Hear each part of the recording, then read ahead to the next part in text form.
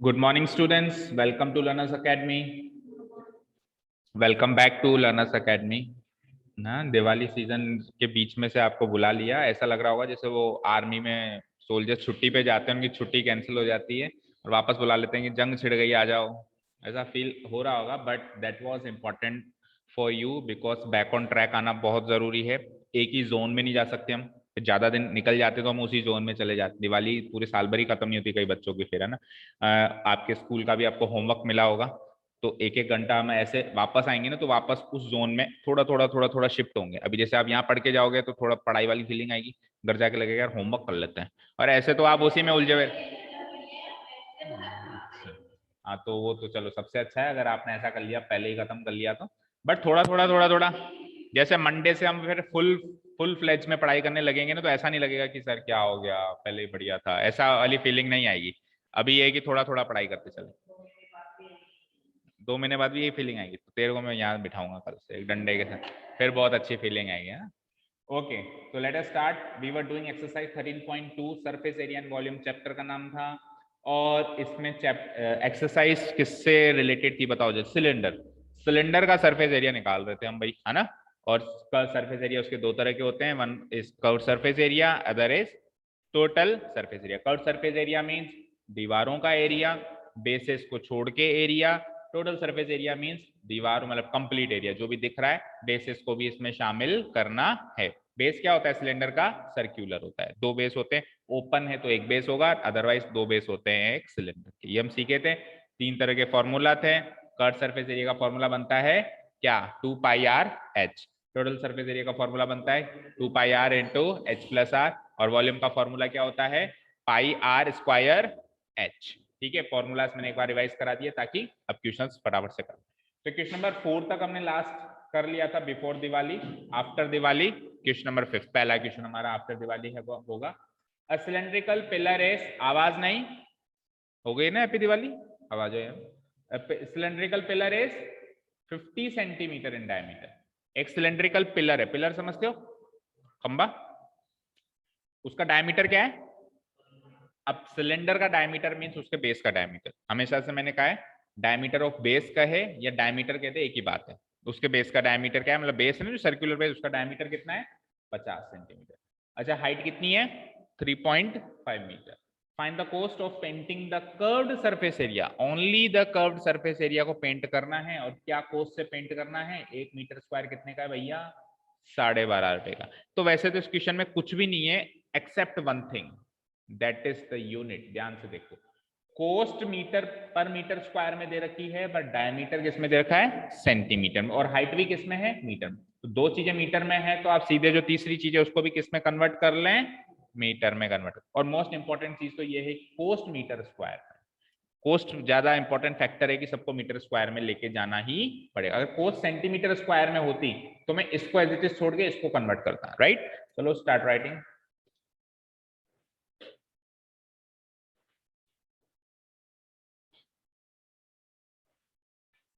Recording तो start कर दी थी क्या? एक तो हो गई।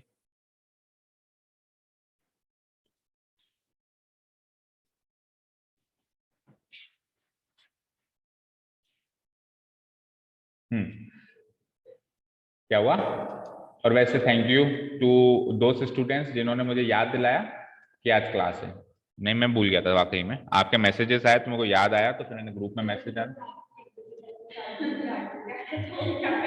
नहीं, उससे पहले एक बच्चे ने पूछ लिया ना, किसी ने, किसने पूछा था मुझसे कि सर कल क्लास है क्या, तो उन लोगों को थैंक यू बोल रहा हूँ। तो उन्होंने याद दिला दिया कल क्लास है, तो मैंने कभी भी मैसेज पढ़ा, जब भी मैंने मैसेज पढ़ा मैंने रिप्लाई कर दिया ना। ये था कि आप सुबह उठ के देख लोगे। मैंने 7 बजे नहीं बुला रहा था, मैं 7 बजे उनको बुला था। हाँ, दिवाली के बाद ना, अभी दिवाली चल रहा है ना, संडे तक दिवाली है। अभी दिवाली चल रही है बेटा। हाँ हाँ, उसके बाद कर देंगे, देखते। चलो ये चलता रहेगा uploading. Here it is given that, सबसे पहले बात करते हैं, हाइट मुझे सबसे अच्छी लगती है, सबसे पहले वो लिख के खत्म कर दिया करो, क्योंकि हाइट से कुछ लेना देना नहीं होता, लिख के खत्म करना होता है। डायमीटर तो लिख दिया तो अब रेडियस निकालना है और या फिर यूनिट कन्वर्जन करना है, लेकिन हाइट में ज्यादा दिक्कत नहीं होती, तो उसको लिख के छोड़ दो। Height of the what cylindrical pillar.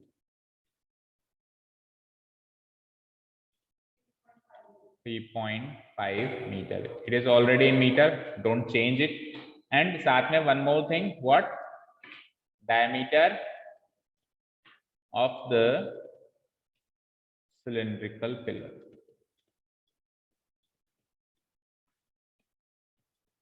तो अच्छा लेटर हाइट को तो लेटर तो दिया नहीं, क्या लेटर देंगे h, एंड डायमीटर को क्या देंगे d. कितना है d? 50 centimetre. It needs to be converted to metre. Centimetre को मीटर, छोटी से बड़ी यूनिट में डिवाइड होगा. और 1 मीटर में कितने सेंटीमीटर होते हैं? 100. तो 100 से डिवाइड होगा. अब ये मीटर बन चुका है. इसको फर्दर सॉल्व करेंगे तो you can write it as 1/2 या 0.5 जैसे भी लिख सकते हो. अभी वैसे मल्टीप्लाई होगा तो 1/2 लिख दो, है ना. कोई डाउट?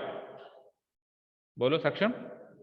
ठीक है, चाहो तो 0.5 भी लिख सकते हो, बट आपको मल्टीप्लाई करना है तो क्यों डेसिमल में जाना, है ना.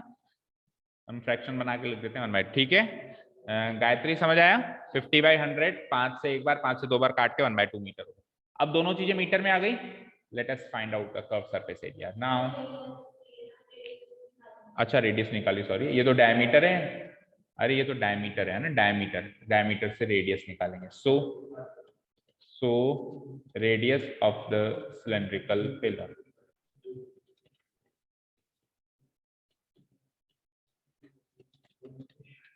Radius of the cylindrical pillar, इसको लेटर आर से डिनोट कराते हैं. इसकी जो फॉर्मूला बनता है वो बनता है d/2, डायमीटर का हाफ. और डायमीटर क्या है? 1/2. तो 1/2 का हाफ करोगे तो 2 2 जा 4 हो जाएगा, 1/4 हो जाएगा, राइट. 1/4 मीटर. ये भी मीटर. तो रेडियस भी आ गई एंड हाइट पहले ही आ गई थी. अब अपन इस पोजीशन में है कि वी कैन फाइंड आउट. क्या देखो, जल्दी करो.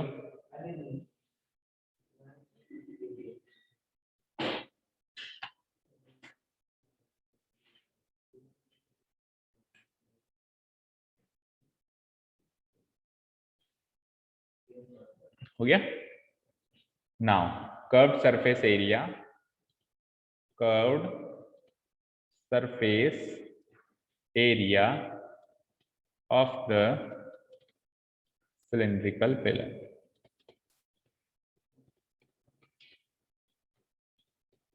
क्या फॉर्मूला बनता है बोलना? 2πr, perimeter into height. 2πr perimeter हो गया और इंटू हाइट यानी 2πr h. तो 2 इंटू पाई की कोई स्पेसिफिक वैल्यू गिवन है क्या? चेक करो. नहीं है गिवन, तो जब भी कोई स्पेसिफिक वैल्यू गिवन नहीं है we will put it as 22/7. Radius था 1/4 और हाइट कितनी थी? कितनी थी हाइट? 3.5. 3.5 को भी मैं ऐसे लिख सकता हूँ 35/10. और 35/10 क्यों? 7/2 लिखो. देखो एक काम करते हैं अपन, जो 3.5 ऊपर लिखा था हमने उसको थोड़ा सॉल्व करते हैं. ये 3.5 लिखा था, इसको सॉल्व कैसे करेंगे? 3.5 को क्या लिख सकते हो आप? 35/10. और 35/10 को काट के 5 से काट दोगे तो 5 से 1 जा 35. तो उसको सिंप्लीफाई कर दिया ना. अब उसको आप सिंप्लीफाइड वैल्यू लिखेंगे हम वहां पे, ताकि वहां पे कैलकुलेशन छोटा हो. ठीक है, तो 7/2 लिख देता हूं मैं यहाँ पे सिंपली. ठीक है जी. अब इसको सॉल्व कर लेते हैं. 7 से 7 एज इट इज गया, 7 से 7 एज इट इज गया, 2 से 2 एज इट इज गया. ठीक है जी, 2 से 2 एज इट इज गया. क्या बचा? 11/2. 11/2 बचा मीटर स्क्वायर. अगर ये फाइनल आंसर होता, तो मैं इसको पॉइंटों में चेंज करके 5.5 लिख देता, डेसिमल में चेंज करके. बट ये फाइनल आंसर नहीं है. अभी तो कॉस्ट भी निकालनी है, तो फिर ये काम ना करें तो बढ़िया है. 11/2 को 11/2 छोड़ दें, क्योंकि अगेन मल्टीप्लाई करेंगे तो 5.5 से मल्टीप्लाई करना डिफिकल्ट है, 11/2 से आसान है. ठीक है ना. तो उसको एज इट इज छोड़ दो. Now it is given that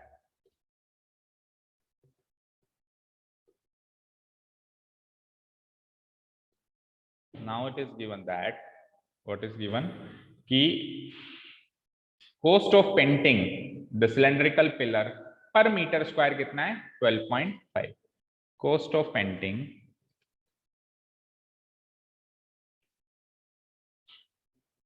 पर मीटर स्क्वायर कितना है? ₹12.5.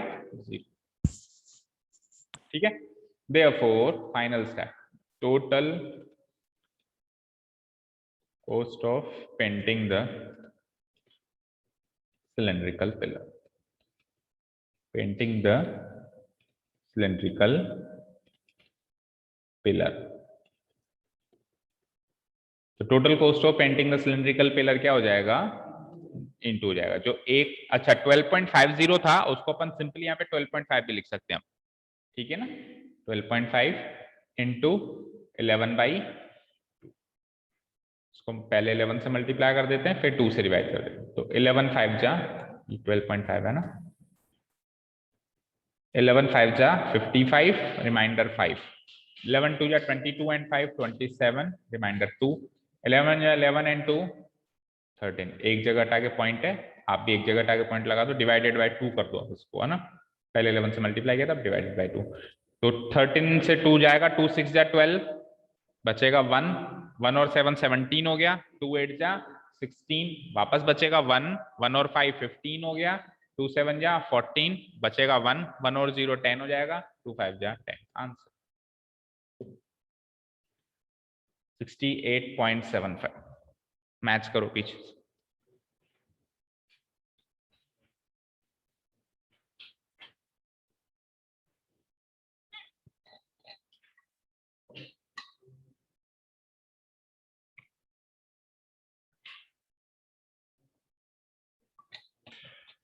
सही है,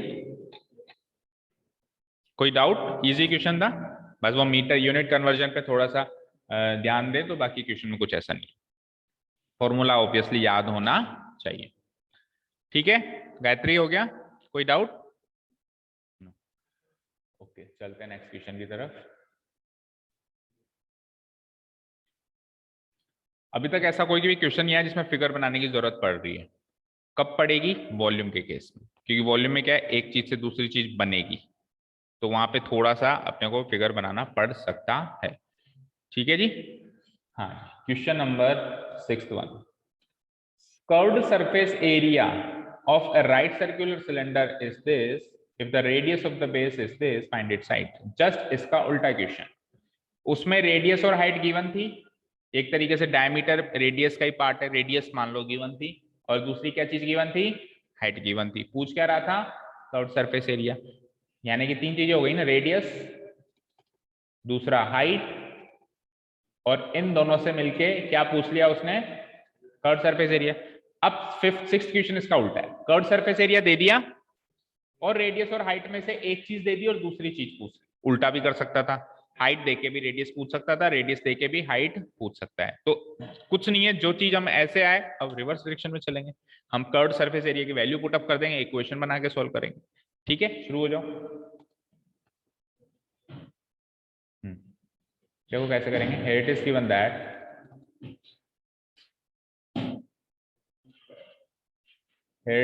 that क्या क्या चीज गिवन है लिखते हैं।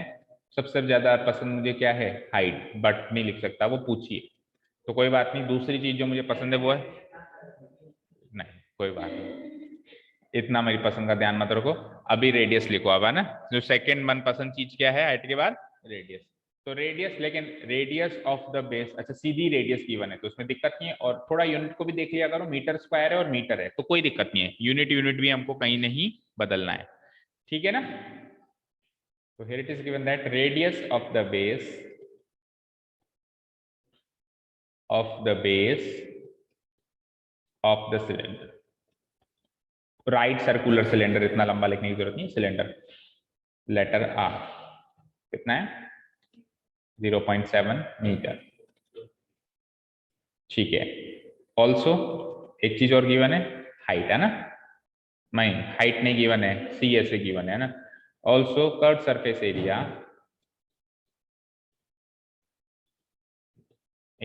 ऑफ द सिलेंडर,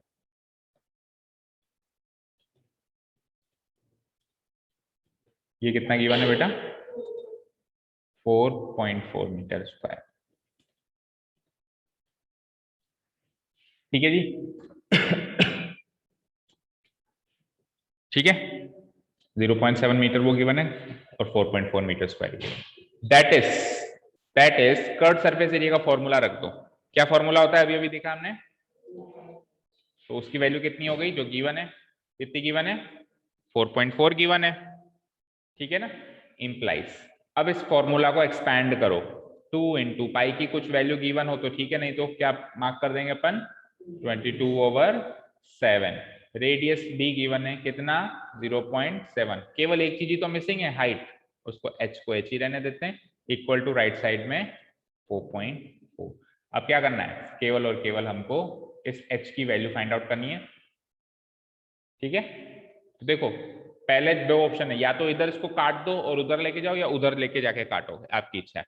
तो उधर लेके जाके काटते हैं, चलो। तो h की वैल्यू कैसे आएगी, एग्जैक्टली इन सबका रेसिप्रोकल हो जाएगा, जो न्यूमरेटर में वो डिनोमिनेटर में पहुंच जाएगा, जो डिनोमिनेटर में वो न्यूमरेटर में। 4.4 तो वहां पे ऑलरेडी है, उसको तो छेड़ना मत। अब देखो ये तीन चीजें न्यूमरेटर में है, 1 2 3, तो उधर जाके ये तीन चीजें कहाँ आ जाएंगी, डिनोमिनेटर में। और एक चीज यहाँ पे डिनोमिनेटर में, वो उधर जाके कहाँ आ जाएगी, न्यूमरेटर में, ठीक है। जैसे लेफ्ट टू राइट शिफ्ट होगा तो numerator becomes denominator, denominator becomes numerator. तो 4.4 इंटू 7 तो ऊपर हो गया, और ये 2 इंटू 22 इंटू 0.7। तो एक तरीके से अब ये सॉल्यूशन वाला क्वेश्चन बन गया। इसके आगे आपको केवल सॉल्व करना है और आंसर निकालना। चलो सॉल्व करते हैं। देखो 7 से 1 टाइम, 7 से कितनी बार गया, 0.1, ठीक है। 2 से 1 टाइम और 2.2 टाइम तो पहले ही चला गया। अब 22 से 1 टाइम और अगेन 0.1 टाइम। भाई 22 को 0.1 से मल्टीप्लाई करोगे तो 2.2 आएगा, और देखो नीचे भी एक 0.1 बचा, ऊपर भी एक 0.1 बचा, 0.1 से 0.1 खत्म, यानी कि कुल मिला के 1 मीटर। जब न्यूमरेटर डिनोमिनेटर कट जाए ना पूरे, तो उसका आंसर 1 होता है। पूरा कट गया, कुछ भी नहीं बचा, न्यूमरेटर डिनोमिनेटर, तो आंसर क्या होता है, 1। और जब प्लस माइनस में चीजें कट जाए तब आंसर 0 होता है। हमेशा चीज याद रखना। फॉर एग्जाम्पल सपोज करो 4 - 4, तो प्लस माइनस में कट गया तो अब इसका आंसर 1 नहीं आएगा, क्या आएगा, 0। लेकिन अगर ये न्यूमरेटर डिनोमिनेटर में कट जाए तब आंसर 0 नहीं आएगा, 1 आएगा, ठीक है, क्लियर है। तो आंसर क्या हो जाएगा, 1 मीटर। लास्ट क्लोजिंग स्टेटमेंट लिख देंगे हम, therefore height of the cylinder,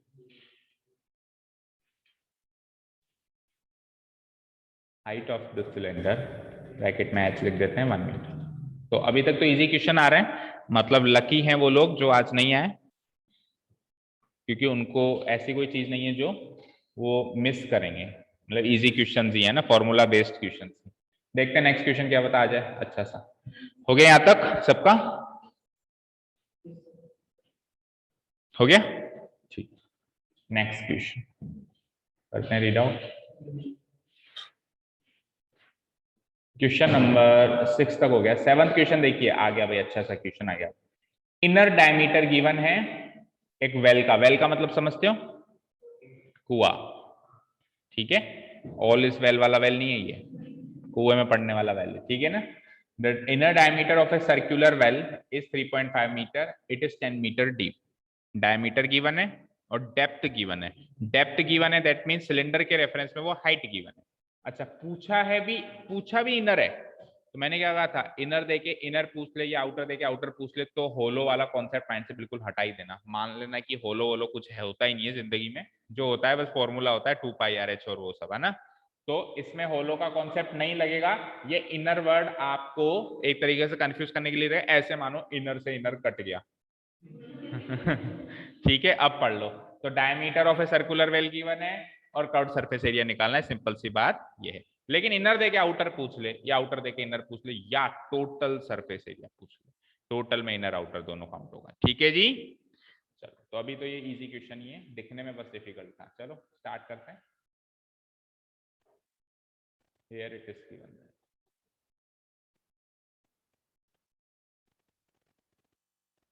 diameter given है कि रेडियस, अरे हाइट गिवन है, डेप्थ गिवन है, मतलब सबसे पहले तो डेप्थ ही लिखेंगे। फिर depth of the cylindrical well,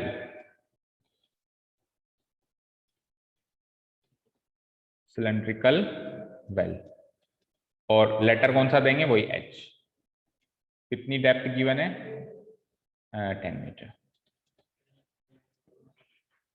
उसके साथ में फिर क्या गिवन है, डायमीटर, है ना, इनर डायमीटर। देखो लिखना तो पड़ेगा, फॉर्मेलिटी है ना। इनर वर्ड हमको भी लिखना तो पड़ेगा, मानना वहां पे नहीं लिखा हुआ है, डायमीटर ही चल रहा है, बट एक बार हम लिख देते हैं इनर डायमीटर। अरे ये दूर के मौसा जी हैं जो घर पे आ गए, थोड़ा मान सम्मान तो करना पड़ेगा, मौसा जी कहना ही पड़ेगा, पर इग्नोर करो, घर में है ही नहीं, अपना काम करते रहो तुम, है ना।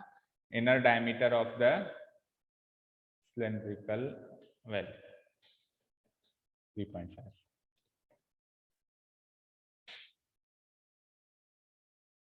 Letter D 3.5 metre. तो अब डायमीटर है तो इनर रेडियस भी निकलेगा, so inner radius of the cylindrical well.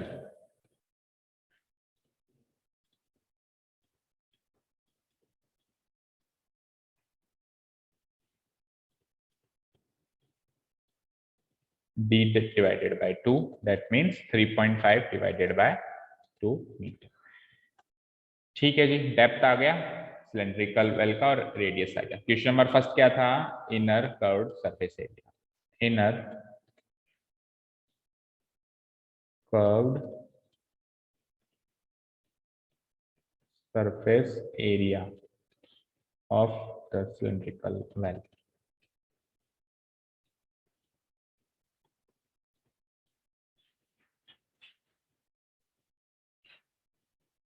हाँ जी, फॉर्मूला क्या होता है इनर कर्व्ड सरफेस एरिया का? धीरे धीरे आएगा ना यार, वो जोन में इतनी जल्दी थोड़ा ना आएगा, अभी तो थोड़ा सा दिवाली जोन में। 2πRH। तो 2 इंटू पाई की कोई स्पेसिफिक वैल्यू नहीं है, तो 22/7 radius is 3.5 divided by 2, divided by 2 लगाना मतलब छोड़ देना, और हाइट कितनी थी हमारी 3.5 ही थी। 7 से 7 जा सकता है, 35 जा सकता है, तो 0.5 टाइम्स तो ये चला गया, और 2 से 2 एज इट इज उड़ाओ, तो क्या? अच्छा, मैंने गलत नोट डाउन कर लिया क्या? राइट, हाइट तो 10 है, बिल्कुल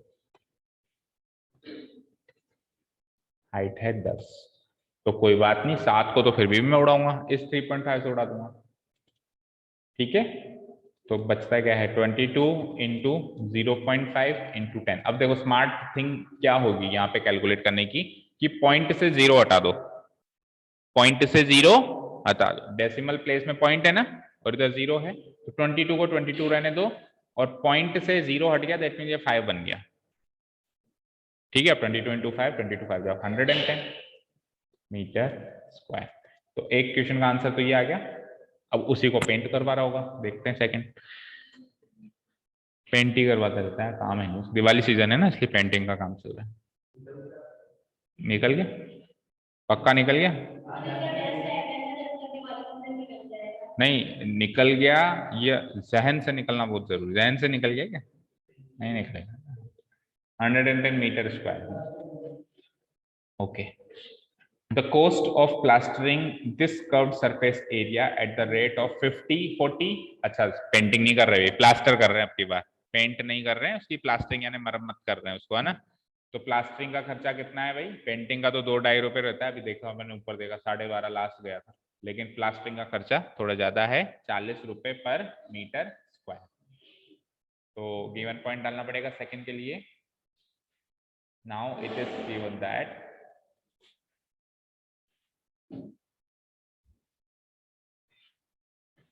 कॉस्ट ऑफ प्लास्टरिंग पर मीटर स्क्वायर। प्लास्टर करना समझते हो ना, सीमेंट से इसको प्लास्टर करना। एक प्लास्टर ऑफ पेरिस भी आता है, नहीं सुना? लगाया भी है क्या? पड़ गया क्या मौका इतनी जल्दी? कहाँ तोड़वा के आया था? हाथ तोड़वा के आया था, कहाँ? दोनों? अरे यार बहुत से, तूने भेदभाव नहीं किया भाई, राइट वाले को तोड़वाएगा तो लेफ्ट वाला बुरा मान जाएगा। वेरी गुड, चलो ठीक है, चलो जितनी जल्दी तोड़वा लेते हैं ना सही रहता है, उससे सबक भी मिल जाता है, और आगे कोई मेजर चीज ना हो जाए, उससे बच जाते हैं। कहते हैं बचपन में छोटे मोटे एक्सीडेंट वैक्सीडेंट जैसे गिर गए साइकिल से, उसके लिए परवाह नहीं करनी चाहिए। हाँ, नहीं तो फिर बड़े हो गए कार ठोकोगे, इससे चाहे बचपन में साइकिल ठोक दो। हाँ जी, 40 रुपीज 40। गिरना इज नॉट बैड, बट गिरकर उठना नहीं हो वो बैड है। ऐसा नहीं गिर गया तो सर अब उठना ही नहीं है, हाँ पड़े रहो, वो सही नहीं है। गिर जाओ कोई दिक्कत नहीं, उठ जाओ वापस। रुपीज 40। देयरफॉर क्या हुआ, फिक्स 40 ही है, मजे हो गए फिर तो। Total cost of plastering the cylindrical one,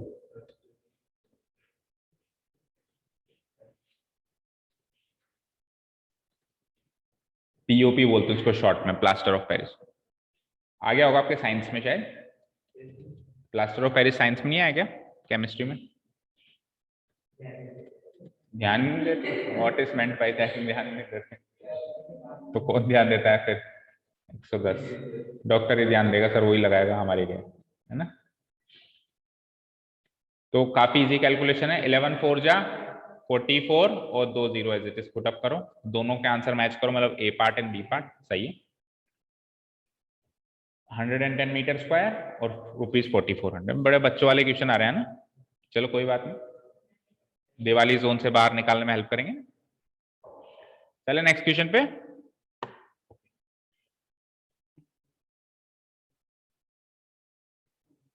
question number 8, in A hot water heating system. ये सब आपको भ्रमित करने के लिए कहता है वो, हॉट वाटर हीटिंग, ऐसे डराता है क्वेश्चन, बहुत भयंकर है, ठीक है ना। ये हो गए फास्ट बॉलर, भाग भाग के आया और नीचे अंडर आर्म बॉल फेंक दी, ठीक है ना, इस तरीके से ये एक तरीके, ठीक है। There is a cylindrical pipe of length 28 metre and diameter 5 centimetre, find the total radiating surface in the system. थोड़ा सा टेक्निकल है क्वेश्चन, टेक्नीशियन को बुलाना पड़ेगा। देखो आपने गीजर के अंदर का सिस्टम, पता नहीं किसी ने देख के गीजर किसी का खराब हो गया तो खोल के देखा हो तो नहीं देखा हो, लेकिन घर में हम गर्म पानी करने की रॉड सबके पास होती है। रॉड से भी कई लोग गर्म पानी करते हैं, हालांकि काफी डेंजरस होती है वो, क्योंकि करंट आने के चांसेस रहता है अगर वो गर्म है, और हैंड टू हैंड कई बार कोई हाथ लगा देता है, कोई अर्थिंग, कोई वायर वायर मिसिंग होती है तो पानी में से करंट भी आ जाता है। तो गीजर ही यूज करो, I will prefer that. Geyser के अंदर भी वही रॉड होती है। आपको लगता है गीजर के अंदर कुछ अलग चीज होती है? वो जो रॉड होती है ना पानी में डालते हैं, वो हम पानी में यूं डालते हैं, पानी भरते हैं उसके अंदर रॉड डालते हैं। गीजर में रॉड है उसमें पानी डाल रहे हैं, रॉड ऐसे खड़ी है, उसके अंदर पानी सप्लाई हो रहा है, गर्म हो गया यहाँ से निकल रहा है। एक तरीके से वही मानो कि बाल्टी में पानी भरा हुआ है, वो बाल्टी है ऐसे, एक तरीके से वही गीजर है और कुछ नहीं है। तो वो जो रॉड होती है ना, वो रॉड वो सिलेंड्रिकल होती है। कैसी होती है? तो उसने गीजर वर्ड ना लिख के फालतू में लंबा चौड़ा वर्ड लिख दिया, hot water heating system, simply लिख देता इन्हें गीजर, बात तो वही थी। यानी आप इसको इससे रिप्लेस कर सकते हो, इन ए गीजर। गीजर नहीं होता, जर नहीं होता, सर होता है गीजर, ठीक है। हम जर बोलते हैं, वो हमारी आदत है ना इंडियन को, दिज इज ऐसे बोलने की आदत है, स को च, तो वो गीजर बोल रहे हैं हम, बट दैट इज गीजर। क्या होता है? Geyser. Okay, in a geyser there is a cylindrical pipe, cylindrical pipe है, और लेंथ कितनी है उसकी? अब लेंथ मीन सिलेंडर है तो उसकी हाइट हो गई, और डायमीटर है 5 सेंटीमीटर। तो 1 मीटर में और 1 सेंटीमीटर में है, क्या किया जाए? तो हम मीटर में चेंज कर देते हैं इसको। देखो हम अगर उसको सेंटीमीटर में करेंगे ना तो प्रॉब्लम क्या होगी, लास्ट में को मीटर स्क्वायर में जाना पड़ेगा। क्यों? क्योंकि वैल्यू बड़ी बनेगी, जो वैल्यू बड़ी बनती है तो फिर आपको बड़ी यूनिट में जाना पड़ता है, तो इससे अच्छा इसको अपन मीटर में चेंज कर देते हैं ना। Find the total radiating surface in the system. Radiating मतलब जो चीज गर्म हो। तो आप ये बताओ उस सिलेंड्रिकल जो सिस्टम बनाया, मतलब वो गीजर है, उसमें गर्म जो चीज हो रही है वो सरफेस कितना है, कौन सा सरफेस गर्म हो रहा है? तो गीजर में बाकी चीज तो गर्म नहीं हो रही, मतलब ये जो प्लास्टिक बॉडी है थोड़ा गर्म हो रही है, वो केवल रेडिएटिंग सरफेस वही है जो पाइप वाला है। अब इसमें कंफ्यूजन ये होता है कि सर टोटल सरफेस एरिया लें या कर्व्ड सरफेस एरिया लें, क्योंकि है ना अब सारी चीजें गर्म होगी ना, उसका बेस भी तो गर्म होगा, बट प्रॉब्लम इज दैट कि बेस है ही नहीं उसका, क्योंकि वो जो गीजर है ना, उसकी जो रॉड है ना यहाँ से शुरू होती है और ऊपर सरफेस को टच कर जाती है, प्लास्टिक बॉडी को वो टच कर जाती है, तो उसका सिलेंड्रिकल जो पोर्शन है वही दिख रहा है, मतलब कर्व्ड वाला पोर्शन ही दिख रहा है, तो गर्म भी वही पोर्शन होगा। हालांकि हो रहा है वो पोर्शन भी, लेकिन वो पोर्शन पानी को गर्म नहीं कर रहा है। पानी को गर्म कौन सा पोर्शन कर रहा है? जो कर्व्ड वाला सरफेस है, वो पोर्शन तो प्लास्टिक के टच हो गया जाके, तो वो हेल्प नहीं कर रहा है पानी गर्म करने के लिए। तो बस ये है कि थोड़ा टेक्निकल चीज है सोचने के लिए, बाकी सिंपल सा मतलब ये है कि इसका सीएस से निकालो, ठीक है। निकालें, चलो शुरू हो।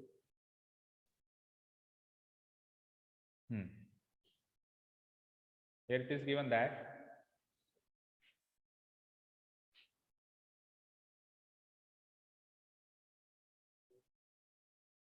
तो हाइट एंड लेंथ गिवन है एंड डायमीटर, तो लेंथ लिख देते हैं पहले, length of the cylindrical rod, length of the cylindrical rod,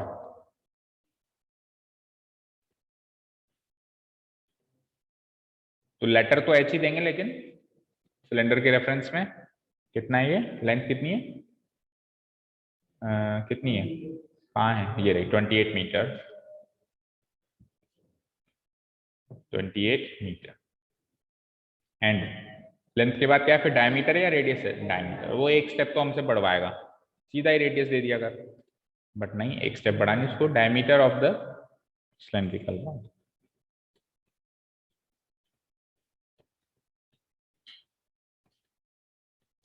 तो डायमीटर को लेटर डी 5 सेंटीमीटर, इसी को यहीं पे हम मीटर में कन्वर्ट कर लेते हैं क्योंकि आगे भी तो करना ही पड़ेगा, तो डिवाइड बाई क्या कर लेते हैं अपन इसको 100।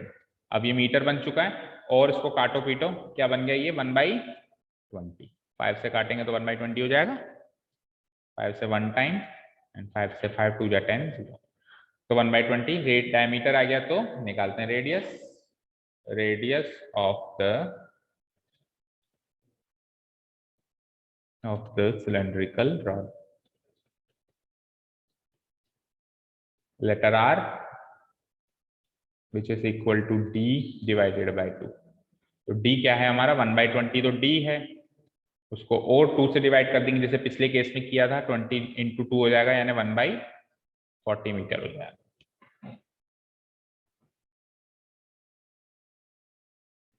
तो ये तो एक तरीके से गिवन पॉइंट्स हो गए यहाँ तक, भाई डायमीटर से रेडियस निकालना कोई सॉल्यूशन नहीं किया आपने, गिवन पॉइंट्स ही नोट डाउन किया एक तरीके से, है ना। तो रेडियस आ गया और हाइट आ गई एक तरीके से, चलो सी से निकालते हैं now, curved surface area of the cylindrical,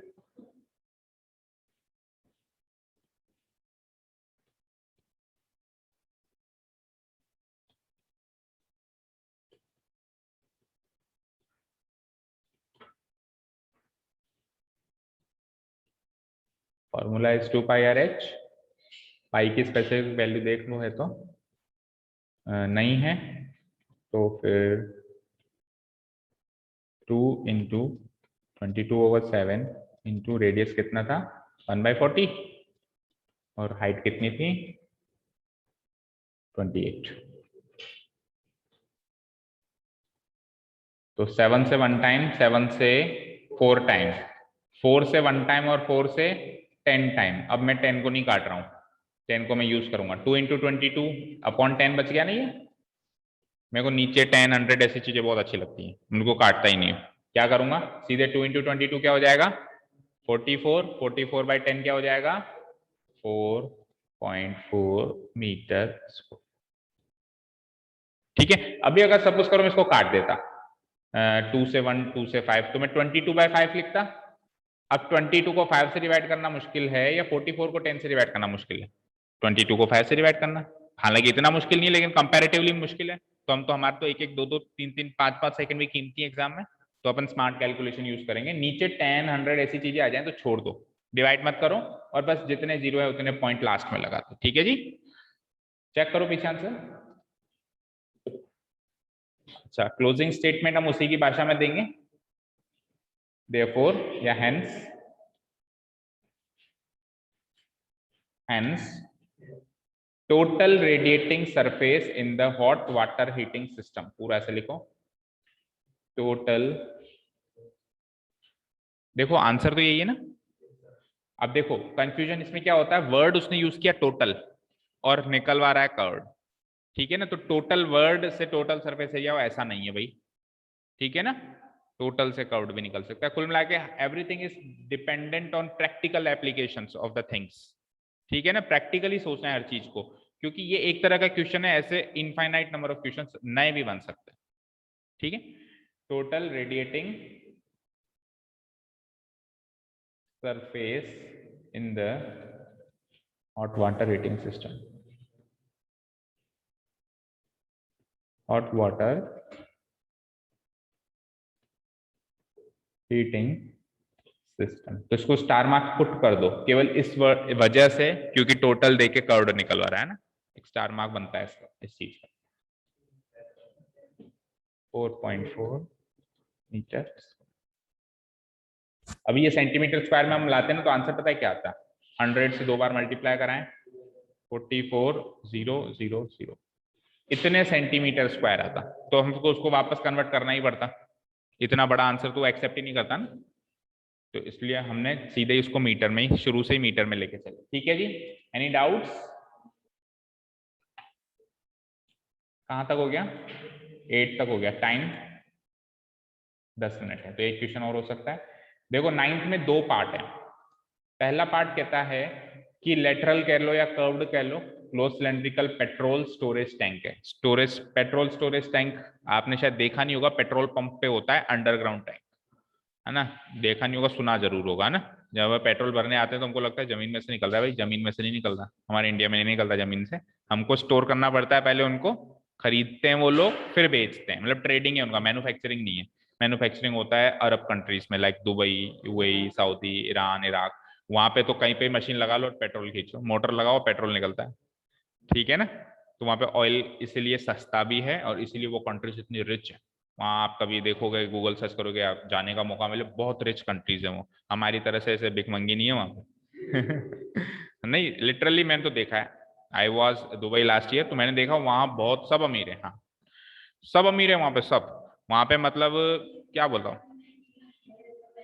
हाँ चलो गाड़ियां एक अलग चीज हो गई, और भी आप लाइफस्टाइल देखोगे ना, उनकी जो लाइफस्टाइल है, मतलब बहुत बहुत रिच है। सोना चांदी तो ऐसे पहन, अच्छा, इतना रिच होने के बाद और इतना मतलब लेविश लाइफ होने के बाद भी वो लोग बहुत सेफ है। वहां पे गोल्ड ऑर्नामेंट्स की दुकान रात को ऐसे ही खुली रहती है, मतलब डिस्प्ले में, ग्लास में खुली रहती है, लेकिन कोई चोरी नहीं होती वहां पे। इवन विमेन कैन वॉक, रात को 2-2:30 बजे भी औरतें भी ऐसे मूव कर सकती हैं, कोई मतलब खतरा नहीं है किसी को। बहुत सेफ जगह है, क्योंकि वहाँ के पनिशमेंट्स बड़े सीवियर हैं। अगर किसी ने कुछ गलत कर दिया ना ऐसा, तो उनको सरेआम गोली लगा देते हैं, गोली मारते हैं सरेआम। तो इसलिए वहां पे लोग डरते हैं।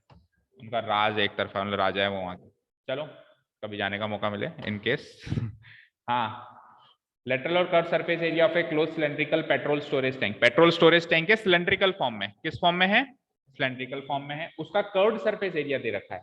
लेटरल तो फिर उसमें होता नहीं, ये भी देखो एक तरीके से कंफ्यूज करने के लिए कह रहा है आपको। लेटरल मींस वो दीवार होगा, तो कर्व्ड ही होगा। तो कितना है बेटा? कहाँ है? नहीं है। अच्छा, निकालना है भाई, निकालना है। फाइंड द लेटरल, इसके बाद पढ़ो। फाइंड फाइंड द लेटरल और कर्व सरफेस एरिया, है ना? अपने को कर्व सरफेस एरिया निकालना है। गिवन क्या क्या है आपको? आपको गिवन है उसका डायमीटर और हाइट। तो ये तो पहला क्वेश्चन तो बहुत इजी है, बट इस पे जो दूसरा क्वेश्चन बनेगा वो थोड़ा अच्छा बनेगा। पहला क्वेश्चन एक बार सॉल्व करते हैं, फिर बाद में पढ़ते हैं इसको। क्या? नहीं, होमवर्क देखते हैं। क्या क्या रह गया?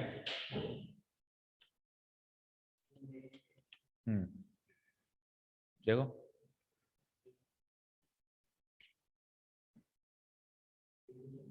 यहाँ तो हम मोटर से खींचते हैं, पानी भी नहीं खींचता आजकल। पानी भी नहीं निकलता।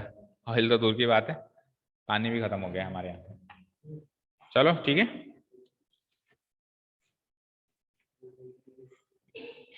हुआ। चलो स्टार्ट करते हैं। Question number first. फर्स्ट में हम गिवन पॉइंट्स नोट डाउन कर लेते हैं। Here it is given that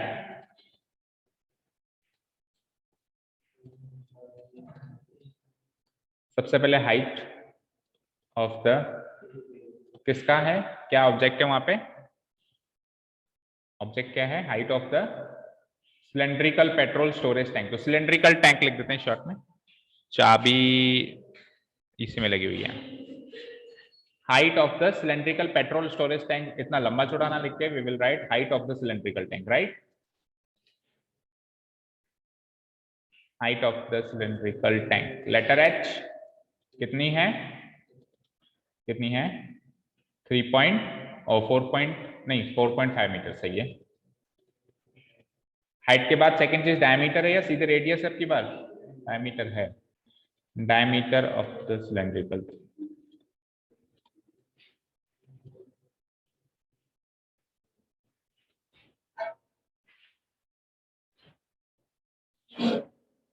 diameter का लेटर डी वो कितना है 4.2 मीटर। ठीक है जी, डायमीटर से रेडियस आ जाएगा, so radius of cylindrical tank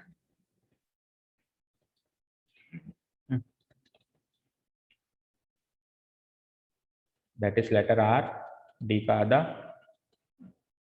that means 4.2 का आधा, 2 से डिवाइड करेंगे easily we will get 2.1 metre. तो रेडियस आ गई एंड हाइट आ गई, सीधे के सीधे इसका कर्व सरफेस एरिया निकालो। पहला क्वेश्चन तो खत्म करो ना। Curve surface area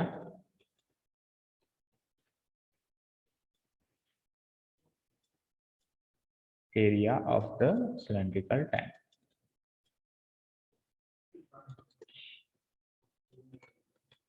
very good, याद हो गया फाइनली,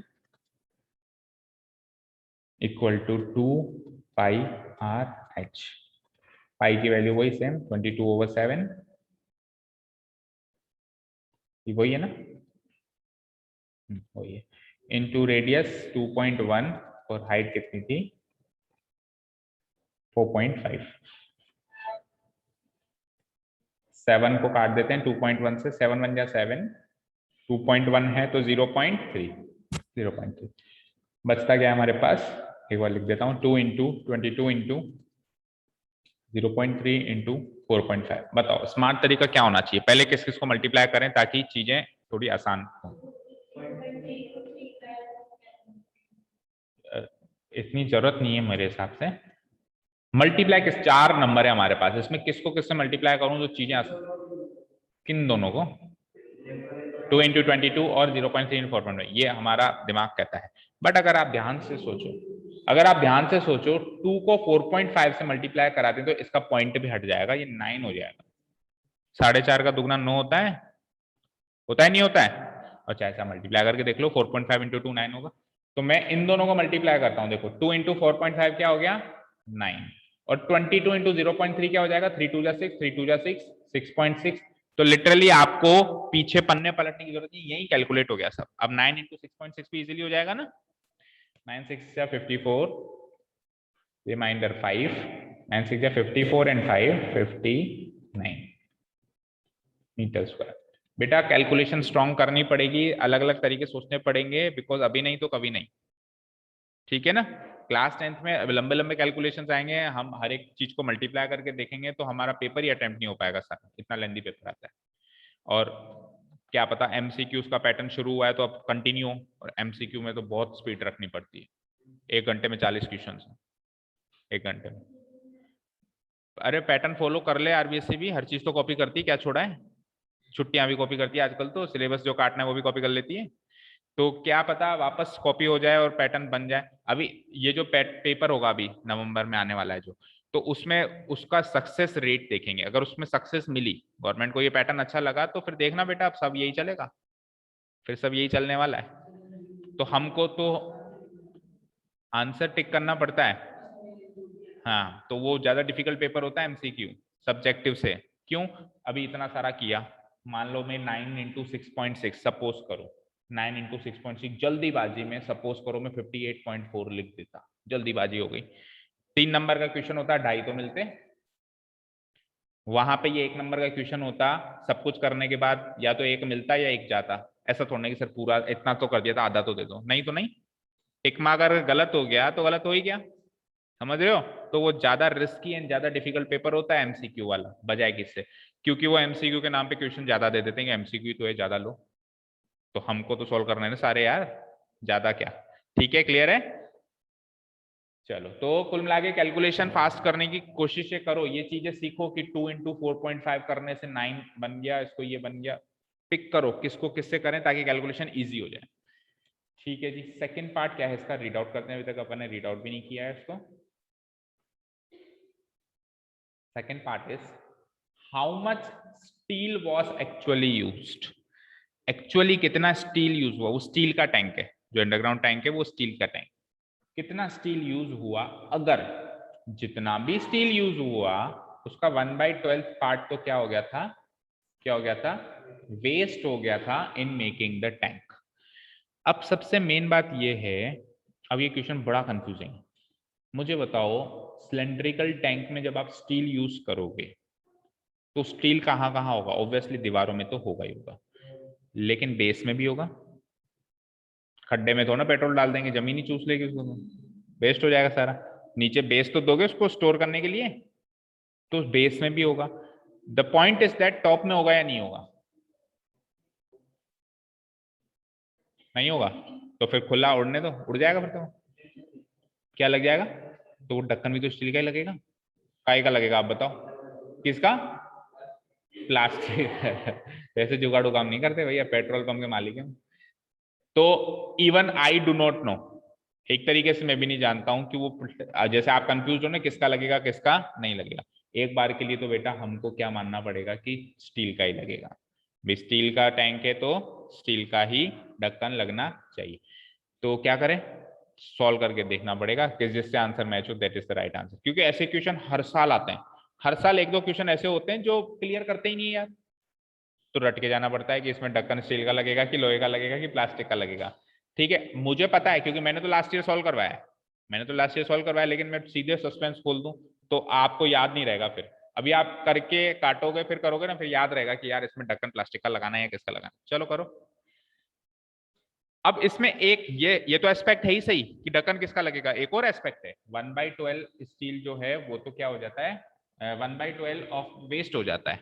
जितना भी टोटल स्टील हुआ लगा है उसका 1/12 पार्ट क्या हो जाता है? वेस्ट हो जाता है। ठीक है ना? चलो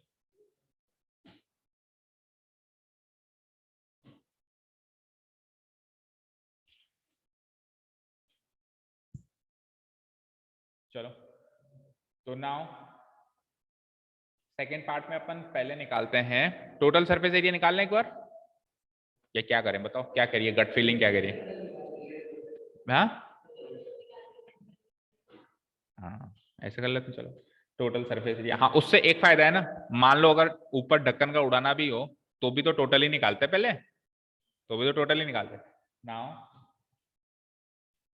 total surface area of the cylindrical tank. तो total surface area of the cylindrical tank क्या होता है बेटा? 2πr into H plus. तो 2 इंटू 22/7 इंटू रेडियस कितना आया था? कितना था रेडियस? कितना था? 2.1। 2.1 इंटू एच कितना था? 44.5। 4.5 plus are again 2.1।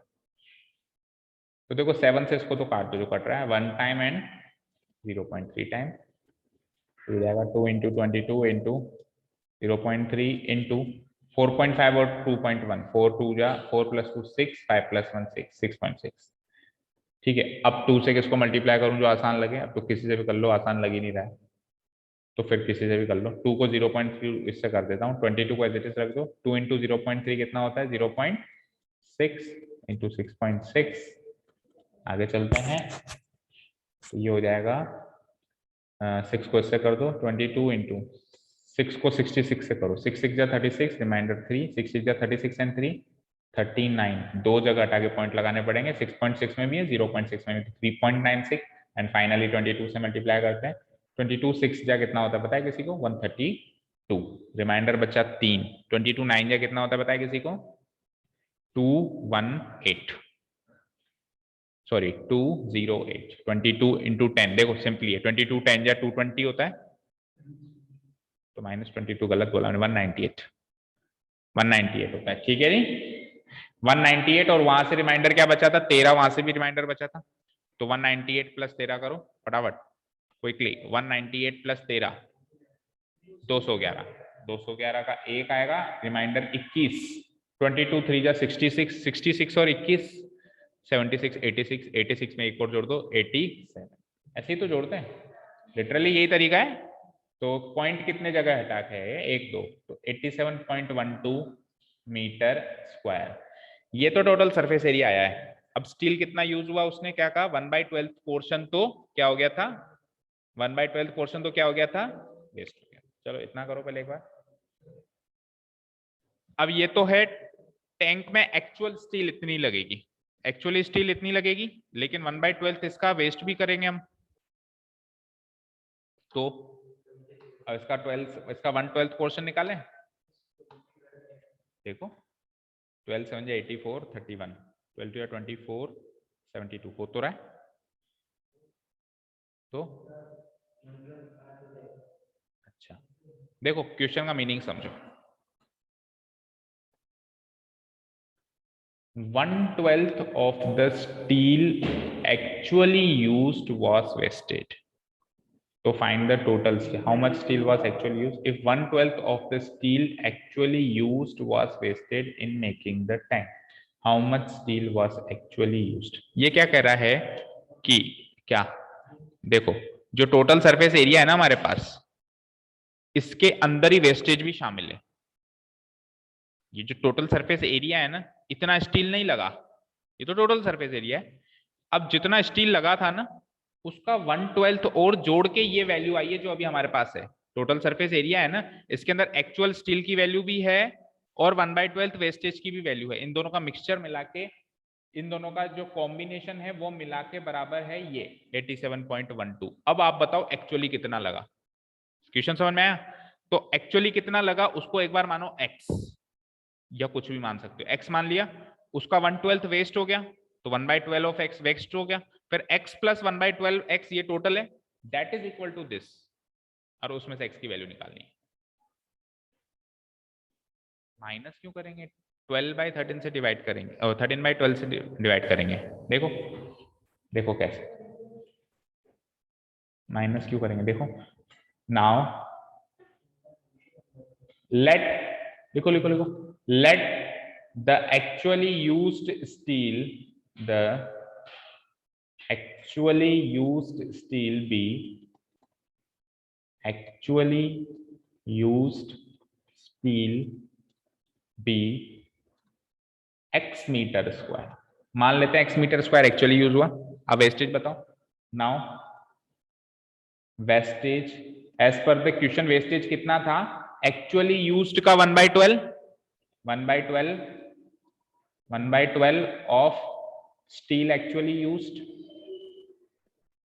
Actually used, actually जितना भी यूज हुआ है उसका 1/12, तो एक्चुअली कितना माना है हमने, एक्स यूज हुआ है, तो 1/12 ऑफ एक्स, और 1/12 ऑफ एक्स क्या हो जाएगा, x/12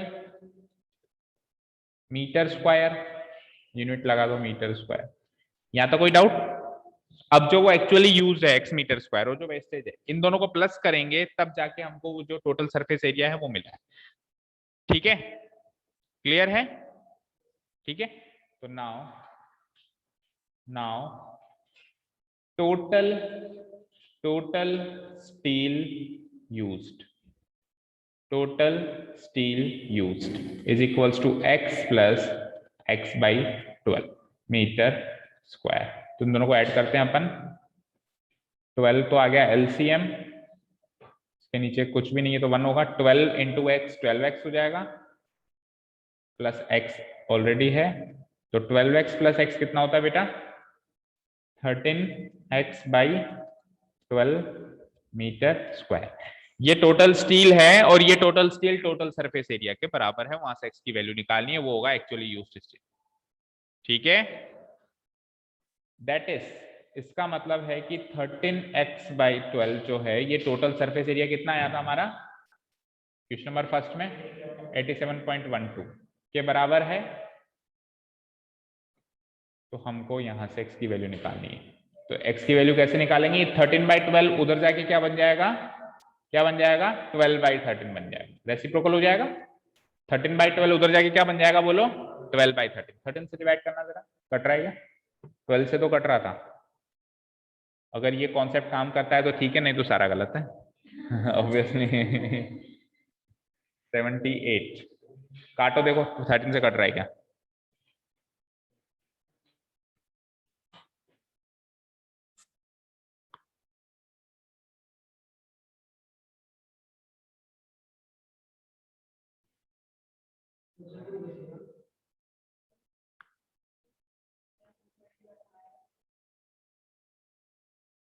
पीछे 11/12 आ रहा है, 1 सेकेंड।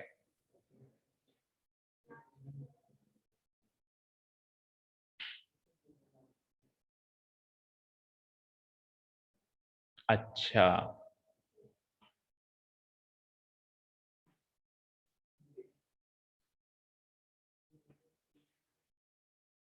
अच्छा 11 से कट रहा है क्या, देखना। 77 बचा 10, 111 हो गया, 111 हो गया, यानी कि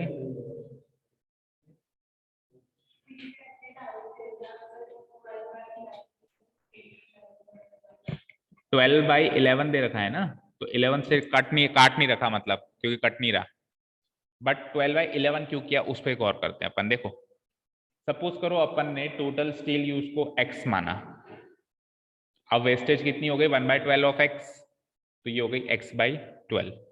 तो x/12 ये वेस्टेज है, ये वेस्टेज है, और वो एक्चुअली यूज स्टील है, नहीं वो टोटल स्टील है, x तो टोटल स्टील है और ये वेस्टेज है, तो एक्चुअली यूज कितना हुआ, एक्चुअली सिलेंडर में लगा कितना, उस वेस्टेज को हटाओगे ना, हमने जोड़ दिया।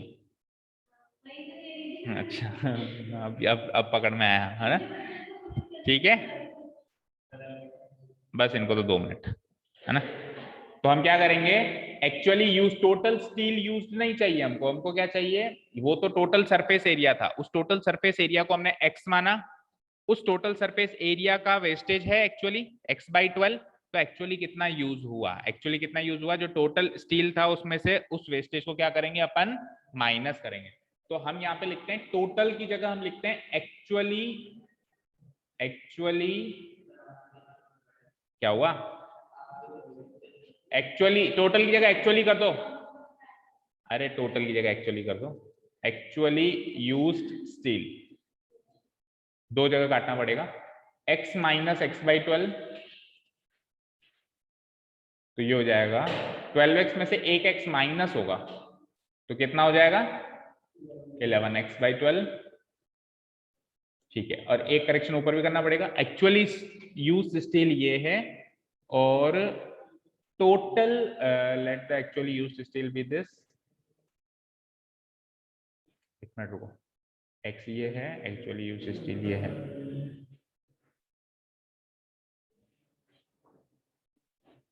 चलो एक बार 11x से कंपेयर करो, 11x/12 को कंपेयर किया तो 12/11 हो गया, यही आंसर पीछे दे रखा है। अब ये 11 से कट नहीं रहा, कट रहा है क्या,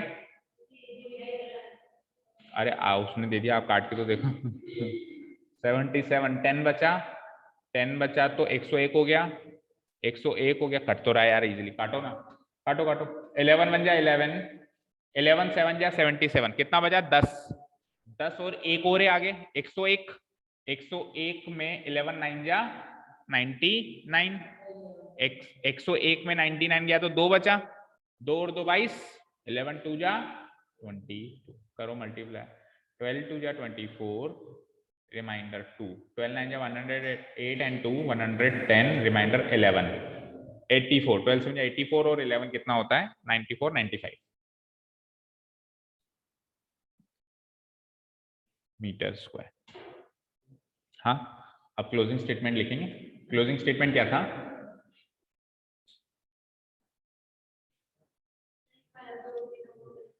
हाँ मैं मैं भी वही सोच रहा हूँ, रुको रुको रुको, आपने काट दिया क्या, एक्चुअली यूज स्टील भी x मीटर स्क्वायर, वेस्टेज इतनी हो गई, एक्चुअली यूज स्टील इसमें हम जोड़ देते हैं, actually use steel after wastage, after wastage, ठीक है। तो लास्ट में क्लोजिंग स्टेटमेंट हो जाएगा, hence hence actually used steel, जो हमने x माना था, जो हमने x माना था उसकी वैल्यू क्या हो गई 95.04 मीटर, यार पीछे आंसर देना चाहिए, स्ट्रेंज कि उन्होंने आंसर नहीं दिया, 95.04 आंसर नहीं दिया, चेक करो, बुक्स का भी डिफरेंस होता है। क्वेश्चन नंबर 9 का फर्स्ट एंड सेकंड, फर्स्ट 9 के फर्स्ट सेकंड दोनों दे रखा है ना, दे रखा है भाई, आपकी बुक में नहीं दे रखा,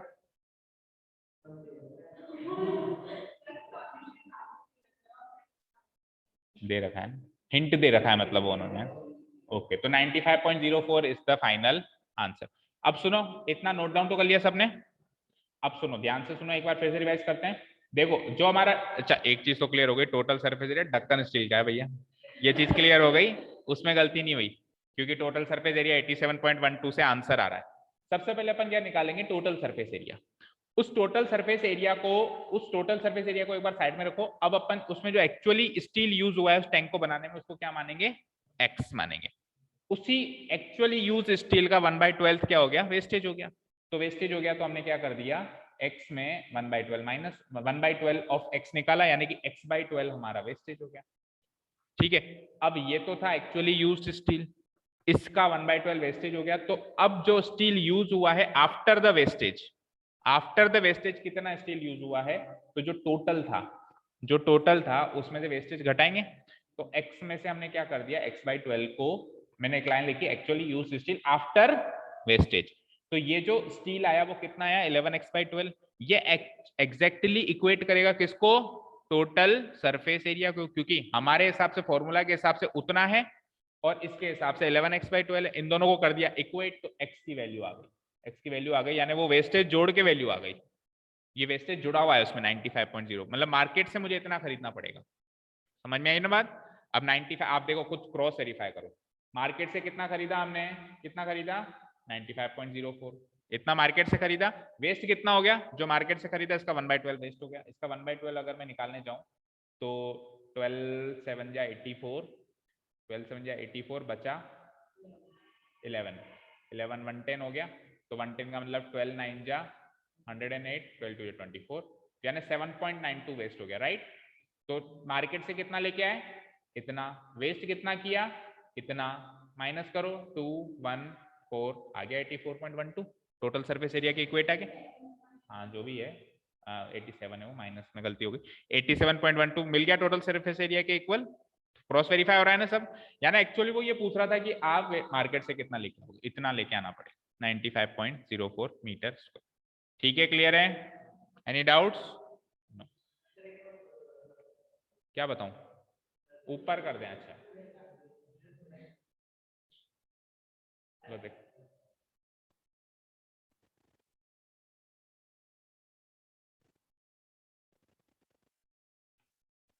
ठीक है जी,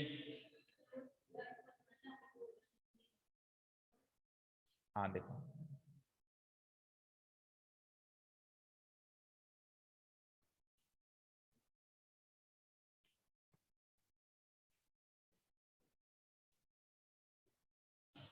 ठीक है।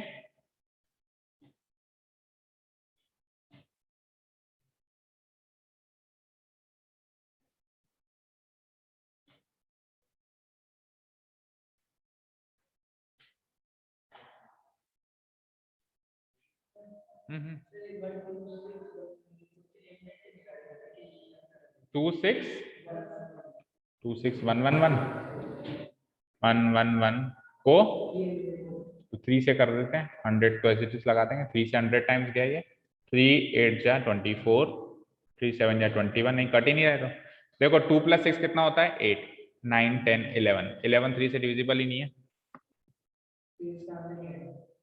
इसका आंसर डेसिमल में आएगा, इसका आंसर इसी फॉर्म में आएगा या डेसिमल में आएगा। देखो 3 8 जा 24, फिर 21, 3 7 जा 21, 0, 3 3 जा 9, फिर 20 बचेगा तो 0.666666 चलता जाएगा, और दो जगह हटा के पॉइंट है तो ये हो जाएगा 87.03666666, ठीक है।